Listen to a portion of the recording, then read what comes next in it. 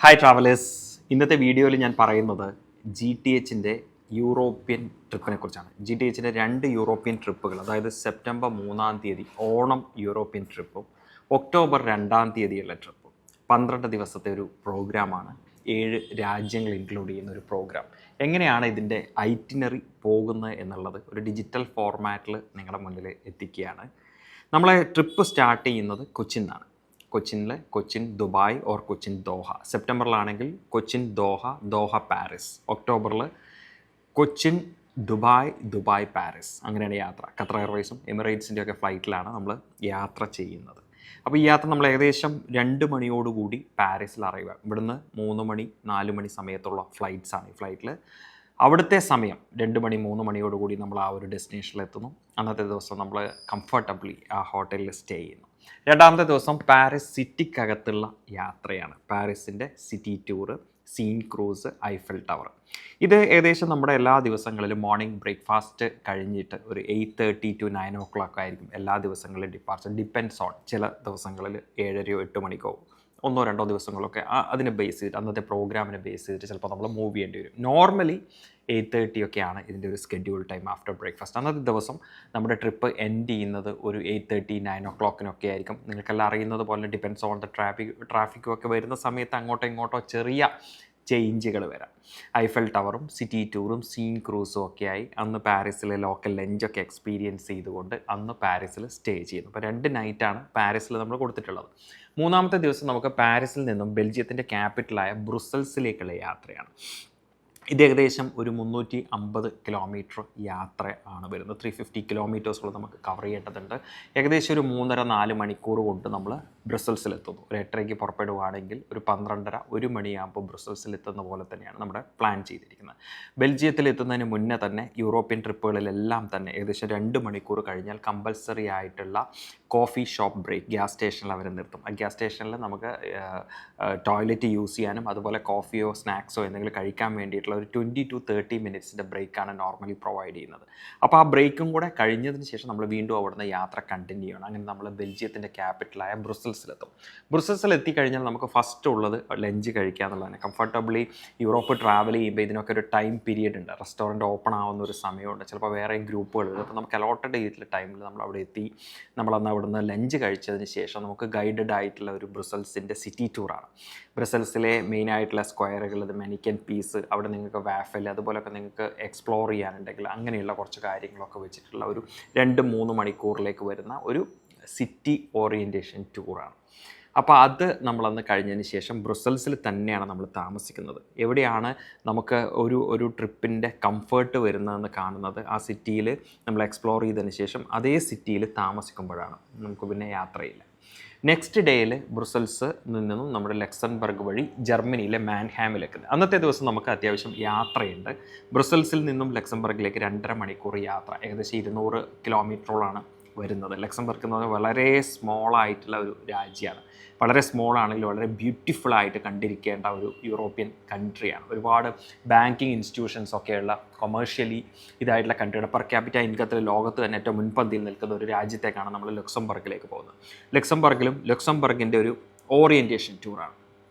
ലക്സംബർഗിലെ കാഴ്ചകളും ആ സിറ്റിയും അവിടുത്തെ ഹിസ്റ്റോറിക്കലി ആയിട്ടുള്ള സ്ഥലങ്ങളൊക്കെ കണ്ടുവരുന്ന ഒരു 2-2.5 മണിക്കൂറിൻ്റെ ഗൈഡിൻ്റെ കൂടെയുള്ള ഒരു യാത്ര. നമുക്കന്ന് ലഞ്ചും ലക്സംബർഗിലാണ്. അത് either ചിലപ്പോൾ ലോക്കലായിരിക്കാം, ചിലപ്പോൾ ഇന്ത്യൻ ഫുഡായിരിക്കാം. ഇതിൻ്റെ ഒരു കോമ്പിനേഷൻസാണ് നമ്മൾ കൊടുക്കുന്നത്. അപ്പോൾ ലക്സംബർഗിലെ യാത്ര കഴിഞ്ഞ് ജർമ്മനിയിലെ മൈൻഹാം എന്ന് പറഞ്ഞൊരു പട്ടണത്തിലേക്ക് എത്തുകയാണ്. അപ്പോൾ യൂറോപ്യൻ ട്രിപ്പിൽ അധികവും നമ്മൾ ചോദിക്കുന്നതാണ് ജർമ്മനി എന്തുകൊണ്ട് ഡീറ്റെയിൽ ആയിട്ട് കാണുന്നില്ല. ജർമ്മനി നമുക്ക് ഡീറ്റെയിൽ ആയിട്ട് കാണാനുള്ള ഓപ്ഷൻ ഇല്ല എന്നുള്ളതിൻ്റെ മെയിനായിട്ടുള്ള കാരണം നമ്മുടെ ഈ ട്രിപ്പിൻ്റെ ഒരു മെയിൻ അട്രാക്ഷനായിട്ട് എടുത്തു പറയുന്ന രാജ്യങ്ങൾ എന്ന് പറയുന്നത് ഫ്രാൻസും സ്വിറ്റ്സർലാൻഡും ഇറ്റലിയാണ്. ഈ ജർമ്മൻ ബേസ് ചെയ്തിട്ടുള്ള ഒരു ഐറ്റിനറി ആണെങ്കിൽ ജർമ്മനി ഒരുപാട്. ഇത് നമ്മൾ സ്വിറ്റ്സർലാൻഡിലേക്കും ഈ ഫ്രാൻസ്, ബെൽജിയം, ലക്സംബർഗ്, ജർമ്മനിയുടെ ഒരു ഏരിയയിൽ കൂടെ നമ്മൾ യാത്ര ചെയ്തുകൊണ്ട് സ്വിറ്റ്സർലാൻഡിൽ എത്തുന്നതാണ് ഈ ട്രാവൽ പ്ലാൻ എന്ന് പറയുന്നത്. അപ്പോൾ അങ്ങനെ വരുമ്പോൾ ജർമ്മനിയിലെ മെയിൻഹാമാണ് നമ്മൾ കാണുന്നത്. എൻ്റെ നെക്സ്റ്റ് ഡേ മെയിൻഹാമിൽ നിന്ന് നമ്മൾ ട്രാവൽ ചെയ്ത് Rhine Falls, Black Forest, TTC. അന്നത്തെ ദിവസം ഒരു ബ്യൂട്ടിഫുൾ ആയിട്ടുള്ള യാത്ര. അതായത് ജർമ്മനിയിലെ ബ്ലാക്ക് ഫോറസ്റ്റിൻ്റെ അകത്തുകൂടെയുള്ള യാത്ര എന്ന് പറയുമ്പോൾ തന്നെ നമുക്കതിൻ്റെ മനോഹാരിത നമുക്ക് മനസ്സിലാവും. അതിലേറ്റവും ആ ദിവസം എടുത്ത് പറയേണ്ട അട്രാക്ഷൻ എന്ന് പറയുന്നത് റൈൻ ഫോൾസിലെ ബോട്ടിംഗ് ആണ്. ഒരു വലിയൊരു വാട്ടർഫാളൊന്നുമല്ല, പക്ഷേ ആ ഒരു തണുപ്പും ആ ഒരു വാട്ടർഫാളും അതിലൂടെയുള്ള ഒരു 15 to 20 മിനിറ്റ്സ് ഉള്ള ആ സ്മോൾ ബോട്ടിലുള്ള യാത്രയും ഒരു നല്ലൊരു എക്സ്പീരിയൻസ് നമുക്കന്ന് തരും. അപ്പോൾ അന്ന് വൈകുന്നേരത്തോടു കൂടി നമ്മൾ സ്വിറ്റ്സർലാൻഡിൽ എത്തുകയാണ്. സ്വിറ്റ്സർലാൻഡിൽ നമ്മൾ താമസിക്കുന്നത് ഏതർ സ്യൂറിക്കിലായിരിക്കാം അല്ലെങ്കിൽ വേറെ ഏതെങ്കിലും ഒരു സിറ്റിയിലായിരിക്കാം. അത് നമ്മുടെ ഡിപ്പെൻഡ്സ് ഓൺ അന്ന് എത്തുന്ന ആ ഒരു സമയം നമുക്ക് ഏറ്റവും കംഫർട്ടബിളായിട്ട് നമുക്ക് അക്കോമഡേറ്റ് ചെയ്യാൻ പറ്റുന്ന ഹോട്ടൽസ് ആയിരിക്കും നമ്മളന്ന് എടുത്തിട്ടുണ്ടാവുക.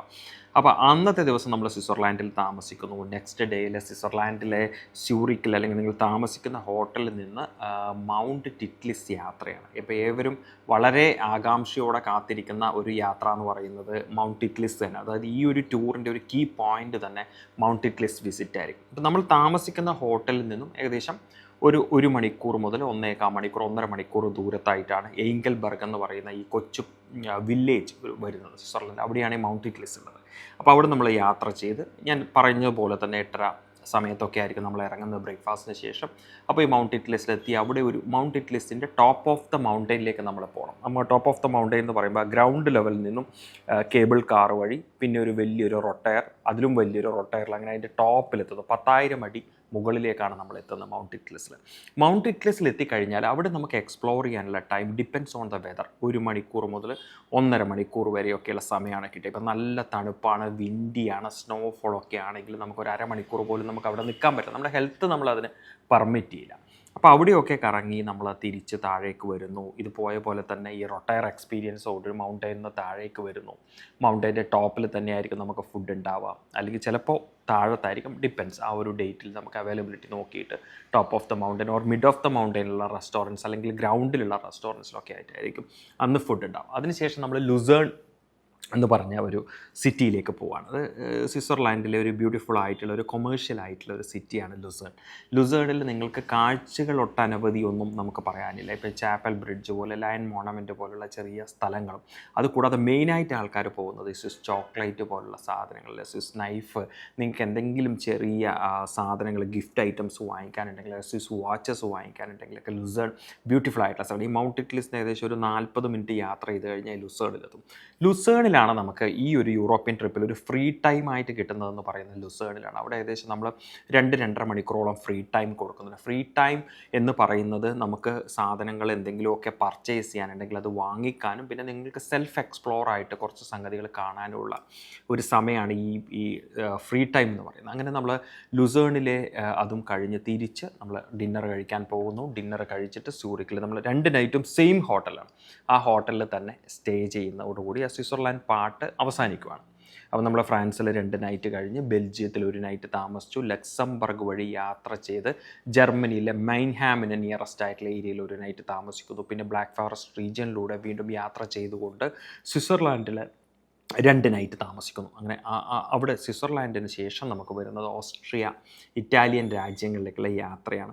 ഈ സ്വിറ്റ്സർലാൻഡ്, ഓസ്ട്രിയ എന്ന് പറയുന്നത് ഒരു മൗണ്ടൈൻ ടെറൈനാണ്. അപ്പോൾ ഒരു സിറ്റി പാരീസിൽ കിട്ടുന്നു, അല്ലെങ്കിൽ ഇറ്റലിയിൽ സിറ്റി കിട്ടുന്നു, മൗണ്ടെയ്ൻസ് നമുക്ക് ഓസ്ട്രിയയിലും സ്വിറ്റ്സർലാൻഡിലും കിട്ടുന്നു. ഈ ഒരു കോമ്പിനേഷൻ വർക്കൗട്ട് ചെയ്യുമ്പോൾ ആ പ്രോഗ്രാം നല്ല അടിപൊളി പ്രോഗ്രാമായി മാറുവാണ്. അത് നമുക്കൊരു എന്താ പറയുക, ഒരു ബെസ്റ്റ് ഫീല് തരുന്ന ഒരു പ്രോഗ്രാമായിട്ട് അത് മാറുവാണ്. അതുപോലെ തന്നെ ഈ സ്വിറ്റ്സർലാൻഡിൽ നിന്നും ഈ ഓസ്ട്രിയയിലെ ഇൻസ്ബ്രൂക്കിലേക്കുള്ള യാത്രയുടെ ഇടയിൽ വരുന്ന ചെറിയൊരു രാജ്യം നമ്മൾ വിസിറ്റ് ചെയ്യുന്നുണ്ട്. ആ രാജ്യത്തിൻ്റെ പേരാണ് ലിച്ചൻസ്റ്റീൻ എന്ന് പറയും. വളരെ സ്മോളസ്റ്റ് ആയിട്ടുള്ള രാജ്യം, ടൈനി കൺട്രി. ഇതിൻ്റെ ക്യാപിറ്റൽ വഡൂസ് ആണ്. അത് ഏകദേശം നമ്മൾ പറയുകയാണെങ്കിൽ ഇപ്പോൾ സ്വിറ്റ്സർലാൻഡിൽ നിന്ന് നമ്മൾ ഈ ലിച്ചൻസ്റ്റീൻ എത്തിക്കഴിഞ്ഞാൽ ബസ് ഒന്ന് മൂവ് ചെയ്ത് കഴിഞ്ഞാൽ ആ കൺട്രിയുടെ ബോർഡർ ക്രോസ് ചെയ്യുന്ന പോലെയാണ് ഉണ്ടാവുക. അത് പക്ഷെ കാണേണ്ട ഒരു കാഴ്ചയാണ്. അതിനുശേഷം നമ്മൾ പോകുന്ന ആൽപ്സ് മൗണ്ടൻ്റെ മുകളിലൂടെയുള്ള ഒരു യാത്ര, കോച്ചിൽ നമ്മൾ ഇൻസ്ബ്രൂക്കിലേക്ക് പോകുന്നത്. അത് ആ ഒരു മൗണ്ടൻ യാത്രയൊക്കെയാണ് ഒരു ട്രിപ്പിനൊരു നല്ലൊരു ചാമിങ് തരുന്നത്. അങ്ങനെ നമ്മൾ ഇൻസ്ബ്രൂക്കിലെത്തുകയും ഓസ്ട്രിയയുടെ ക്യാപിറ്റൽ ഇൻസ്ബ്രൂക്കിലെത്തി അവിടെ സരോസ്കി ക്രിസ്റ്റൽ വേൾഡ് മ്യൂസിയത്തിൻ്റെ വിസിറ്റാണ്. സരോസ്കി ക്രിസ്റ്റൽ വേൾഡ് മ്യൂസിയത്തിൽ നമുക്ക് ഏകദേശം 10-12ഓളം സ്റ്റുഡിയോ പോലെയുള്ള ചെറിയ ചെറിയ അറകളുണ്ട്. അതിൻ്റെ ഉള്ളിലാണ് ഈ ക്രിസ്റ്റൽസിൻ്റെ ഓരോ ഡിസ്പ്ലേസ് വെറൈറ്റി ആയി വെച്ചിരിക്കുന്നത്. അതിനൊരു 2 മണിക്കൂർ സമയം കൊടുക്കുന്നു. അവിടെ ആ കാഴ്ചകൾ കാണുന്നു. അതിനുശേഷം നമ്മൾ ഇൻസ്ബ്രൂക്കിൽ തന്നെ അന്നത്തെ ദിവസം സ്റ്റേ ചെയ്യുന്നു.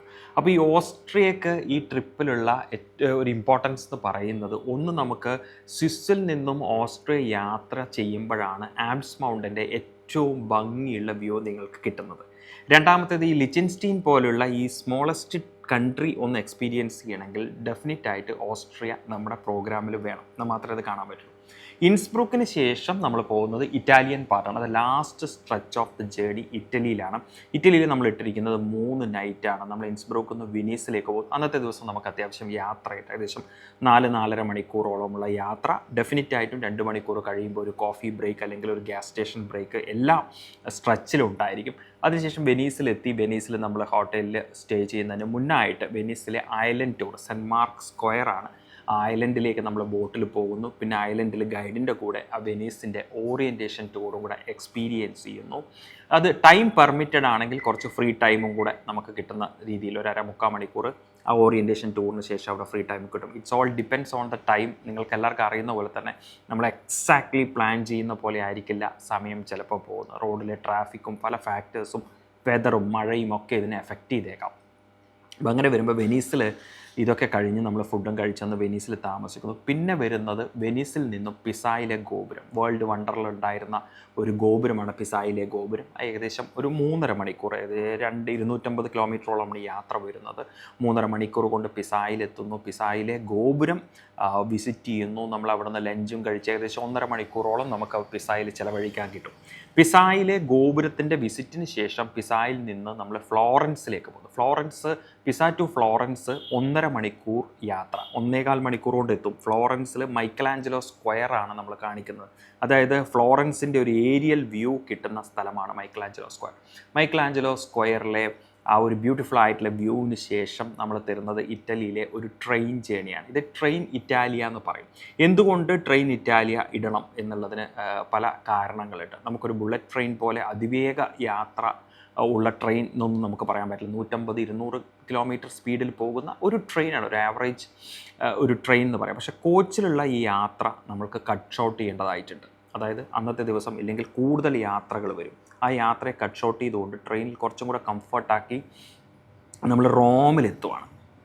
ഇല്ലാന്നുണ്ടെങ്കിൽ നമ്മൾ ഫ്ലോറൻസ് ടു റോം യാത്ര അറൗണ്ട് ഒരു 5 hours വരും. ഇതിനു വേണ്ടി തന്നെ നമ്മളൊരു സ്പെഷ്യലായിട്ട് വേറൊരു കോച്ച് അറേഞ്ച് ചെയ്യാണ് റോമിൽ. ഈ ഒരു കോച്ച്, നമ്മൾ ഇത്രയും ദിവസം യൂസ് ചെയ്ത കോച്ച് നിങ്ങളുടെ ലഗേജുമായിട്ട് റോമിലെത്തുന്നു. നമ്മൾ ട്രെയിനിൽ ഓൺലി സ്മോൾ ബാഗുമായിട്ട് നമ്മൾ റോമിലെത്തുന്നു. അങ്ങനെ ആ ഒരു കോർഡിനേഷനിൽ നിങ്ങൾക്ക് അതിൻ്റെ അത് യാത്ര ചെയ്യുമ്പോൾ അതിൻ്റെ ഒരു കംഫർട്ട് നിങ്ങൾക്ക് മനസ്സിലാവും. അങ്ങനെ റോമിലെത്തി. റോമിൽ പിന്നെ 2 നൈറ്റ് റോമിൽ താമസിക്കുന്നു. ആ ടൂറിൽ തന്നെ നമുക്ക് ഇറ്റാലിയൻ ഫുഡും പാസ്തയും പിസയും അങ്ങനെയുള്ള ഐറ്റംസും ഒക്കെ വരും. ഇറ്റാലിയൻ ഫുഡ് എന്ന് പറഞ്ഞാൽ വളരെ ഫേമസ് ആയിട്ടുള്ള ക്യുസീൻസാണ്. അപ്പോൾ റോമിൽ മെയിനായിട്ട് സെൻറ്റ് പീറ്റേഴ്സ് ബസലിക്കയും റോമിലെ കൊളോസിയം, അതും വേൾഡ് വണ്ടറിലുണ്ടായിരുന്ന ഒരു അട്രാക്ഷനാണ്. റോമിലെ കൊളോസിയം ഒക്കെ കഴിഞ്ഞ് നമ്മൾ ഏകദേശം ഒരു 1 hour ഒരു ഫ്രീ ടൈം നമുക്ക് ഷോപ്പിങ്ങിന് ഇടാനുള്ളൊരു പ്രൊവിഷൻസ് റോമിലുണ്ട്. ഈ ഷോപ്പിംഗ് എന്ന് പറയുമ്പോൾ നമുക്ക് ബിഗ് ബ്രാൻഡഡ് ആയിട്ടുള്ള സാധനങ്ങളൊന്നും വാങ്ങിക്കാനുള്ള സമയവും സാഹചര്യവും ഉണ്ടാവണമെന്നില്ല. അതെന്താണെന്ന് വെച്ച് കഴിഞ്ഞാൽ ഇക്കണോമിക്കലി പ്രൈസ് വൈസ് തന്നെ കുറച്ച് കൂടുതലായിരിക്കും, യൂറോയിലായിരിക്കും വരുന്നത്. അപ്പം കൂടുതലും പാസഞ്ചേഴ്സ് വാങ്ങിക്കുന്നത് ചെറിയ ചെറിയ ഷെൽഫിൽ വെക്കാനുള്ള മൊമെൻറ്റോസ് പോലുള്ള സാധനങ്ങളാണ് കൂടുതലും വാങ്ങിക്കുന്നത്. അപ്പോൾ ആ റോമിൽ 2 നൈറ്റ് നമ്മൾ താമസിക്കുന്നു. റോമിലെ കാഴ്ചകളൊക്കെ കണ്ട് അന്ന് റോമിൽ തന്നെ സ്റ്റേ ചെയ്തുകൊണ്ട് 2 നൈറ്റ് റോമിൽ സ്റ്റേ ചെയ്തുകൊണ്ട് റോമിൽ നിന്നും പിറ്റേ ദിവസം നമ്മൾ ഫ്ലൈ ബാക്ക് ചെയ്യുന്നു. അത് either ദുബായ് വഴിയോ ദോഹ വഴിയോ, ഞാൻ പറഞ്ഞു 2 എമിറേറ്റ്സും ഖത്തർ എയർവേസുമാണ് ഈ 2 ഡിപ്പാർച്ചേഴ്സിനുള്ള ഫ്ലൈറ്റ്സ്. ഇപ്പോൾ ഈ ഒരു രീതിയിലാണ് നമ്മുടെ പ്രോഗ്രാം സ്ട്രക്ചർ ചെയ്തിരിക്കുന്നത്. ഈ പ്രോഗ്രാം സ്ട്രക്ചർ ചെയ്യുമ്പോൾ നമ്മൾ ടൈമിങ്ങിന് കൊടുത്തിരിക്കുന്ന സമയം വളരെ വളരെ ഇമ്പോർട്ടൻ്റ് ആണ്. അതിൽ 3 കീ പോയിൻറ്റ്സ് ഞാൻ എടുത്ത് പറയുന്നത്. ഒന്ന്, നമ്മൾ ബ്രസൽസിൽ സ്റ്റേ കൊടുത്തു എന്നുള്ളതാണ്. ഇതൊരു യുണീക്നെസ് ആണോ എന്ന് ചോദിച്ചാൽ യുണീക്നെസ് എന്നൊന്നും നമ്മൾ അവകാശപ്പെടുന്നില്ല. ബട്ട് ബ്രസൽസ് സ്റ്റേ കൊടുക്കുന്നതോടുകൂടി ആദ്യത്തെ 3 ദിവസം നിങ്ങൾ കൂടുതൽ യാത്ര ചെയ്യേണ്ടത് ഒഴിവാക്കപ്പെടുകയാണ്. രണ്ടാമത്, ഈ ഓസ്ട്രിയ പോലുള്ള സ്ഥലങ്ങൾ ഇൻസ്ബ്രൂക്ക് ഇടുന്നത് കൊണ്ട് മൗണ്ടനും നേച്ചറും ഇതൊക്കെ ഇഷ്ടപ്പെടുന്ന ആൾക്കാർക്ക് കുറച്ചുകൂടെ ഈ ഒരു ട്രിപ്പ് എൻജോയ് ചെയ്യാൻ പറ്റും എന്നുള്ളതാണ്. ഇറ്റലിയിൽ റോം 2 നൈറ്റ് ഇടുന്നതുകൊണ്ട് ഇപ്പോൾ ചില ടൂറുകളിൽ റോമിന് അടുത്തുള്ള വേറെ ഏതെങ്കിലും ഒരു സിറ്റിയിൽ സ്റ്റേ ചെയ്തുകൊണ്ട് നെക്സ്റ്റ് ഡേയിൽ റോമിൽ പോകുന്ന പോലെ ആയിരിക്കും നമ്മൾ പ്ലാൻ ചെയ്യുന്നുണ്ട്. പക്ഷേ റോമിൽ തന്നെ 2 നൈറ്റ് കൊടുക്കുകയാണെങ്കിൽ ഒരു ഡേ ഫുള്ള് റോം എക്സ്പ്ലോർ ചെയ്യാനുള്ള ഒരു ഓപ്പർച്യൂണിറ്റി നമുക്കവിടെ കിട്ടുകയാണ്. പക്ഷേ ഇറ്റലി എന്ന് പറയുന്നത് നമുക്ക് ബാക്കിയുള്ള ഈ ഒരു ടെറൈൻ പോലെ അത്ര ഭയങ്കര വൃത്തിയും നീറ്റും ഒന്നുമുള്ള സ്ഥലങ്ങളാണ്, ഓവർ ക്രൗഡഡ് ആയിട്ടുള്ള സ്ഥലങ്ങളാണ്. അപ്പോൾ ഇറ്റാലിയൻ പോർഷനിൽ എത്തുമ്പോൾ തന്നെ നമുക്ക് സ്വിസ്സും അല്ലെങ്കിൽ ബാക്കിയുള്ള ബെൽജിയവും പാരീസും ജർമ്മനിയും ഒക്കെ വെച്ച് നോക്കുമ്പോൾ അത്രത്തോളം ഭംഗി എന്നല്ല പറയുക, കുറച്ച് ക്രൗഡഡ് ആണ്, നീറ്റ്നെസ്സും ഒക്കെ കമ്പാരിറ്റീവ്ലി കുറഞ്ഞിട്ടുള്ള സ്ഥലങ്ങളാണ് ഇറ്റലി. സ്റ്റിൽ അട്രാക്ഷൻസ് കൂടുതലുമാണ് ഇറ്റലി. അപ്പോൾ ഇങ്ങനെ വരുന്ന ഈ ഒരു 12 ഡേയുടെ ട്രിപ്പ് നിങ്ങൾക്കൊരു നല്ലൊരു അനുഭവം സമ്മാനിക്കും എന്ന് തന്നെയാണ് നമ്മൾ വിശ്വസിക്കുന്നത്. ഏകദേശം ഞങ്ങൾ 12 വർഷത്തോളമായി ടൂറിസം ഇൻഡസ്ട്രിയിൽ, അതുപോലെ തന്നെ ഏകദേശം 100ഓളം യൂറോപ്യൻ യാത്രകൾ കഴിഞ്ഞ 10 വർഷങ്ങളായിട്ട് ചെയ്തു വരുന്നു.